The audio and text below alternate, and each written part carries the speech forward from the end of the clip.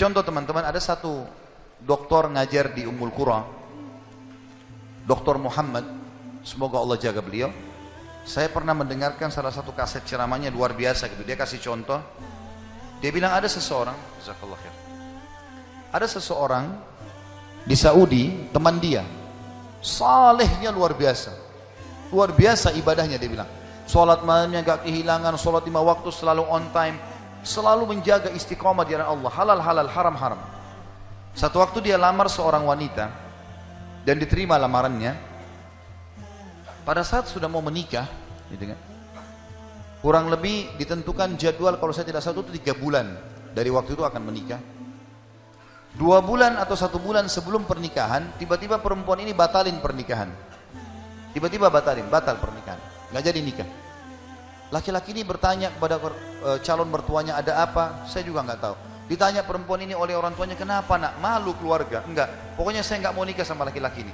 Bersikeras si perempuan tidak mau nikah.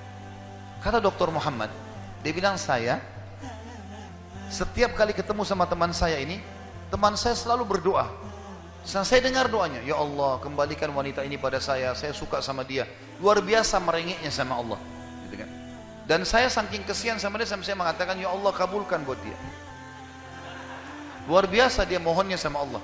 Tapi uniknya kata Dr. Muhammad, enggak dikabulkan, enggak dikasih sama Allah. Sampai tiba hari H pernikahan yang ditentukan tanggalnya, perempuan ini akhirnya memang dia tunggu waktu itu, ada laki-laki lain lamar, diterima sama dia. Diterima pada saat itu. Diterima lamaran laki-laki baru. Waktu sudah menikah sama laki-laki itu, si orang soleh ini, temannya Dr. Muhammad, berhenti berdoa. Selesai, jadi istrinya orang, nggak boleh kita doa lagi kan. Maka Dr. Muhammad mengatakan, saya justru bertanya-tanya pada saat itu, di mana bentuk kasih sayangnya Allah kepada teman saya? Dia sudah soleh, janji Allah baik, mestinya dia dapat yang dia mau. Kenapa di sini luput? Nah ini yang saya bilang di poin ke-11, Allah selamatkan dari kerugian dan bahaya.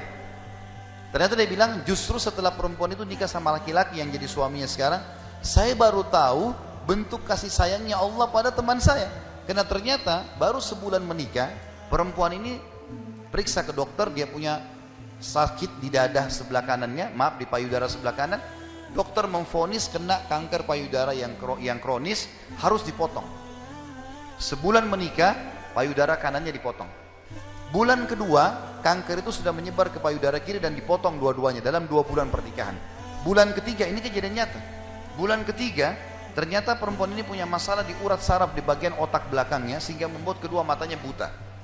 Dan bulan keempat, wanita ini meninggal dunia. Kata dia, Dr. Muhammad bilang, subhanallah, kalau teman saya yang jadi suami dia, maka dia tidak akan menikmati pernikahan. Tapi Allah selamatkan dia dengan caranya. Jadi kadang-kadang ada yang luput dari kita. Kita sudah mohon sama Allah, Allah belum kasih. Kalau Allah tidak kasih, teman-teman, yakin itu baik buat kita. Jangan sangka buruk sama Allah. Sebaliknya, kalau kita minta sesuatu yang besar kepada Allah, tidak ada yang mustahil. Yang penting kita merengek dan manja kepada Allah. Dalam kisah yang lain di Yaman, dan ini sempat kisahnya menghebohkan Timur Tengah, anak muda hafal Quran, matanya buta.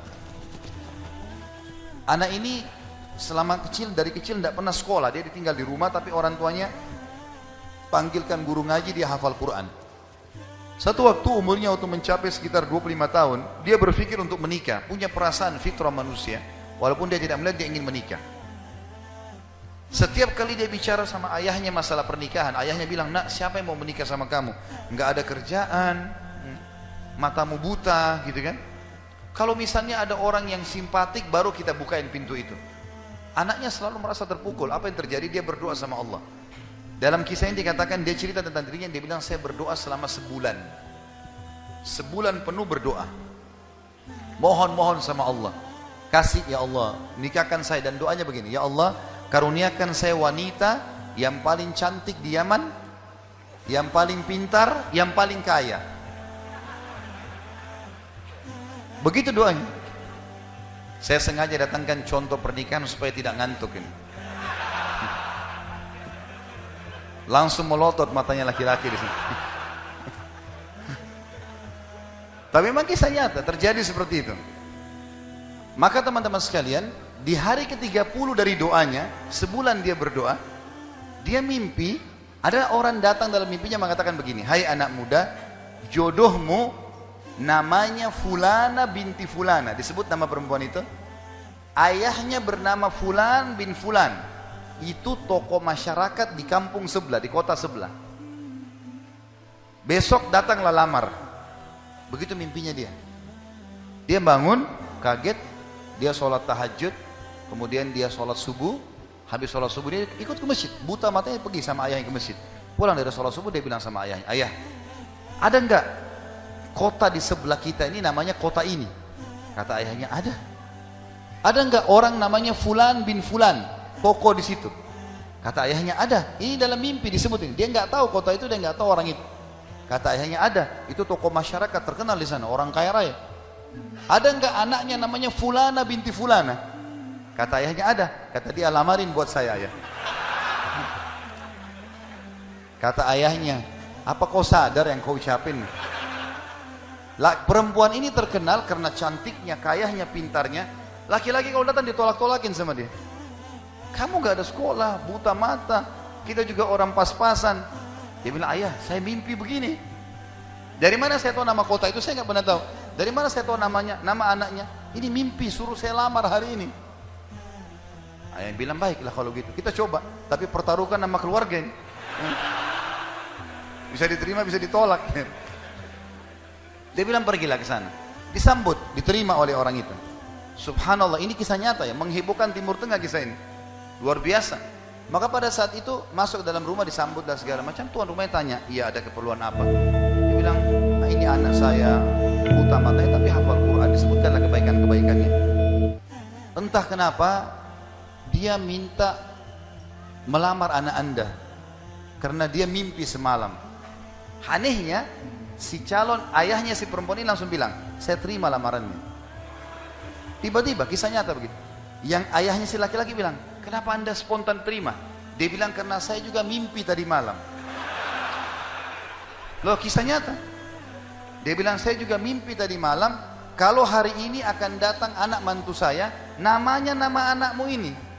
Cirinya dia. Matanya buta, hafal Quran, dari kampung sebelah kota kamu. Begitu mimpinya, luar biasa.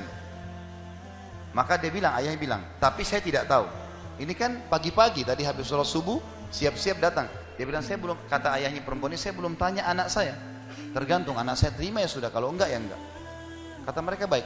Masuklah si ayah ke kamar anak perempuannya. Ini ayahnya ini sudah biasa, begitu ditanya, nak ada yang minta, saya nggak mau. Sudah biasa, nolak. Kata dia, nak, dari kampung sebelah, kota ini, kampung ini ada si Fulan, matanya buta, mau melamar kamu. Anak perempuan itu bilang apa? Ayah nikahkan saya. Terima lamarannya. Kata ayahnya, bagaimana? Kau belum lihat orangnya? Dia bilang, tadi malam saya mimpi. Kisah nyata loh. Si perempuan itu mimpi. Mengatakan akan datang jodohmu besok, namanya Fulana bin Fulan, dari negeri kota sebelah, buta matanya, hafal Quran, terima lamarannya. Karena itu suami terbaik. Menikah gara-gara itu.